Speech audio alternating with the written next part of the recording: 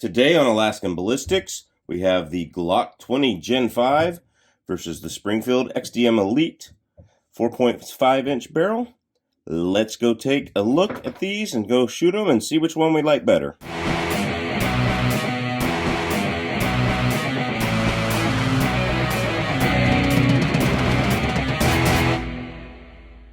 Alright, welcome back to Alaskan Ballistics. My name is Chuck. I hope you're doing well today. We're going to take a look at the Springfield XDM versus the Glock Gen 5. These two are probably the best two 10mm as far as reliability and value that you can get, in my opinion. Don't get me wrong, there are other good ones like the FN510, but it's much more expensive than these two. And there's, you know, Dan Wesson and all that kind of stuff, but they get really a lot more expensive once you get out of these two. So these are two of the best. I do prefer the Model 40 over the Model 20 with the long slide, but that is neither here nor there. If you want to see a lot of my videos comparing the velocity on short, medium, and long barrels, I've got a playlist full of Glock 10mm on the different barrel lengths and how that they get different velocities and all that stuff. So let's start out with the Springfield. I do like the Springfield gun. I really do. I didn't like the company and what they used to do. I do like the Springfield gun. He's got a hollow sun on here. It does have a U-notch rear sight, but this is steel. And it has a high-vis front sight. Amazingly, this hasn't flown out yet. A lot of these fiber optics I've seen fly out, so they had to be pinned in there correctly. So amazingly, this has done a good job. That's good. Steel magazines, I like that. 15 rounds. You do have the grip safety, which I don't like. It's not comfortable when you're holding a gun, but you really just don't notice it when you're shooting a gun. And you do have the ambi magazine release. I'm not a fan of that. I like it to be reversible, but not ambi. And the reason is when you slap your holster and draw the gun, you can accidentally hit that. That's the best way to draw fast that I have learned, is to slap the bottom of the holster and pull it up. That's what I do. I slap my thigh and pull up. I've been trained to do it that way by a couple of guys, and it really works to go fast, but you can hit that. So make sure you have a holster that covers this, in my opinion, or has a bump going up to it. Very easy to break down. Okay, just, it is unloaded, and these guns are dirty because we did shoot them. Well, all you gotta do is slip that. You do not have to pull the trigger like that. One of the things I really like about the Springfield is you have a stainless steel guide rod, which means you do need to clean it, especially if you've been wet. But you have a stainless steel guide rod as opposed to plastic, and it works very well. And I think that's one of the things that helps keep tighter lockup on the Springfield. And then, of course, you have a traditionally rifled barrel with full chamber support, or much better chamber support than the old Glocks used to have anyway. Definitely think the Springfield XD is made to handle a little bit heavier 10mm rounds, in my opinion. Of course, you put it back together. You just slide the barrel in. Put this in like that. And just slide it on. Flip this back down. Of course, Chook, before he let me shoot it, sighted in this hollow sun. He did not sight in the Sealy optics on the Glock. So now the Gen 5 Glock, the grip is actually a little bit slimmer, so I do like the grip better on this Glock. I never have liked the rectangular stippling back here or the stippling on the front of the XD. It's just, to me, it's not enough. I like the sandpaper of the M&P 10mm better than both of these, but of course the M&P is not as reliable as both of these. So here's the Glock Gen 5. We've shown it on the channel before. We're going to show that it's empty. Standard Glock 15-round magazines. He's got a Sealy optics on here with the Glock plate. So it does come with the mounting plates as well. And, of course, to break the Glocks down, you have to quadruple check that they're empty. All right. And we're going to pull the trigger, and then you push these two down and slide it forward, and there we go. So on the Gen 5, they did go with a mostly metal guide rod. It looks like the base that goes in the inside here is plastic, and metal on this end. It is not the hard stainless steel metal. All right. So I do think that the guide rod is much stronger in the Springfield XD. And of course, there's your slide. And here's the barrel. Maybe we should compare the chamber fit of the barrels. You can see right there, this looks to be traditionally rifled, not hexagon rifle, not polygon rifling. So, kind of looks like it from here. I could be wrong. You can tell in old Glock barrels, when you look down this way, it looks like a hexagon. That's how you can tell. But, yeah, this looks more traditionally rifled, so it's better off with hard cast ammo. So, let's look at the chamber support of both of these. Right, here we have the Glock barrel. You can see that the chamber support is much better than it used to be, but right in there, there's a gap where the feed ramp goes a little bit farther into the chamber. So the biggest thing they needed to fix on the Gen 5, they didn't fix, which is the chamber support. That's why I always recommend KKM barrels, or at least another good aftermarket barrel for Glocks, with high pressured loads at least. Now, if we can already look at this and see the feed ramp doesn't go into the chamber near as much. And look at that. There is a lot better support around the casing in the Springfield XD barrel. Glock got to fix that, because people that shoot 10 millimeters want to shoot high pressured rounds. Okay, so the Springfield has a better grip angle, has a better, stronger guide rod. It has better chamber support than the Glock. So those are the things that Glock really needed to work on. So I might actually start getting one of these. I know I said I'd never get a Springfield on the channel, but I'm beginning to like it. I still like my Glock. This feels better in the hand with this grip texture on the Gen 5s. And of course, I've not had an issue with the Gen 5. I know Chook, and this is Chook's gun, has had issues when it's not clean, but I've never had an issue on the Gen 5. So, Gen 5 Glock, clean it more, you should be okay. Let's go out to the range, and let's shoot them both. Alright, first the Springfield XD, got a Alaskan up here, 407C it looks like, and 15 rounds of MagTech jacketed hollow point. I thought it was full metal jacket for the price they had it. Wow. That was me, that last one. Ooh, bullseye. Bullseye. Right.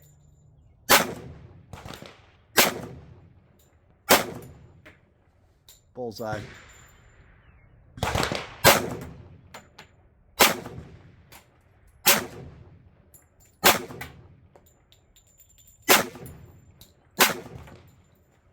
Okay.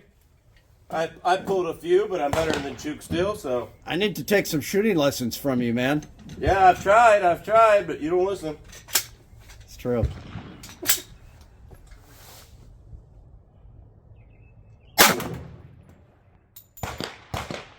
Okay, that one's below the target. Yeah. So is that one right next to it. Your red dot is not sighted in. It's not.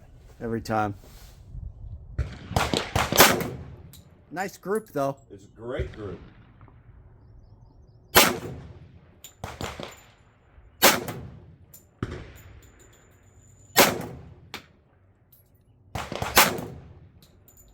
That one I pulled really bad.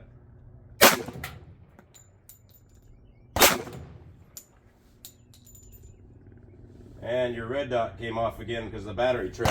Ah.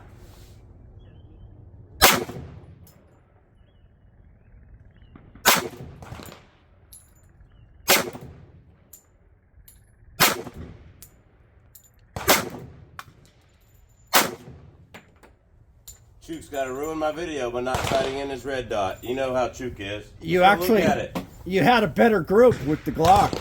Let's go look at it. I pulled a couple though. Range clear. Clear. We're the only ones out here.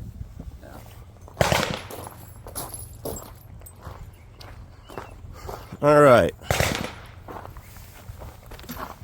Let's see. Those three I pulled low, and I had a better tight group with the Glock. I'm aiming here for all of them. And then these, you know, I did pretty decent. Yeah. But I did pull that one. That was my second shot or third, and this was my third that I pulled. But then I got to concentrating and doing better. So all of these would have been on the paper had Chook sighted in his red dot. Way to sabotage my video, Chook. Sorry. At least you can shoot better than me. I'd be lucky to get anything on the black. Yeah, that's true. You do make stormtroopers look like Gary Mitchellek. Your own words. I think to me, like, I'm going to be honest with you. I shoot the Glock better because I'm used to Glocks. But I do think that the Springfield was a little bit more comfortable, a little bit less recoil. Yeah. You have a better red dot on there that's sighted in. Yeah. That makes a difference. So Absolutely. I think for me, I think I definitely would like to go with the Springfield as kind of the winner. My low flyers make this group probably right about the same as this. Yeah. So we'll have to get a tape measure out at home and measure it. Well, you had a couple of bullseyes, though. Yeah, but I would have had some bullseyes with this one had it been sighted incorrectly. Yep. Thanks, Chook. Every time. Here we go, 200 grain hard cast, 3 shots with each gun, see which one it does better with.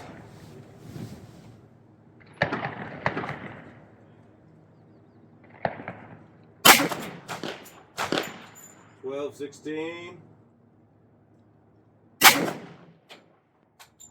1235, I'm pulling left somehow. 1203, not bad for 200 grain in a shorter barrel. Yep. Let's try the XDM, 200 grain Underwood hard cast.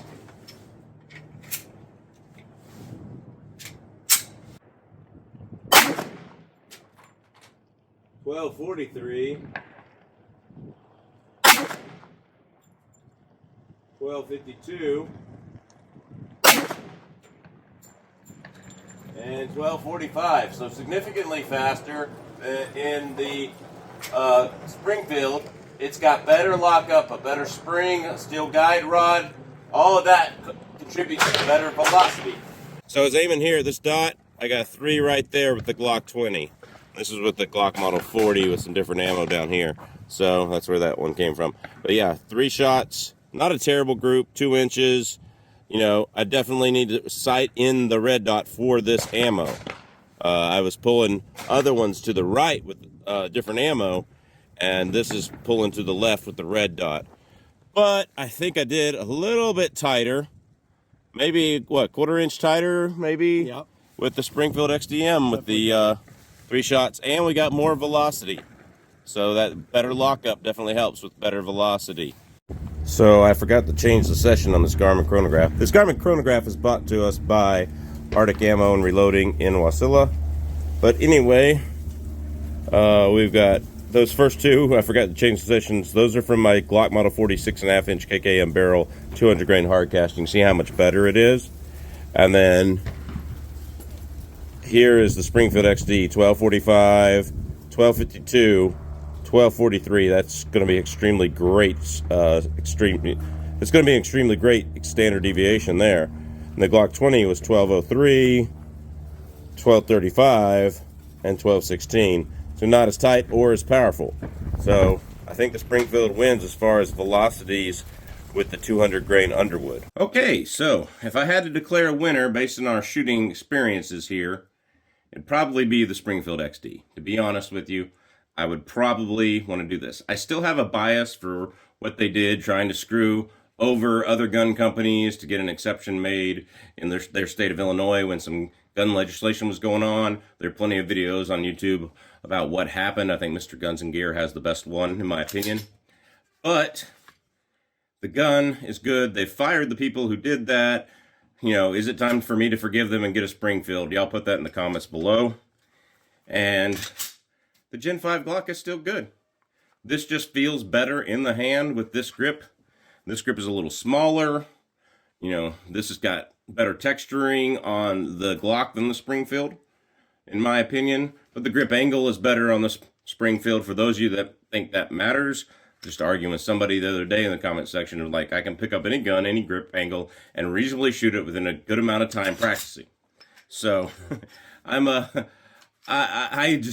people go, Glock, the grip angle, it feels like a block. I hate Glock.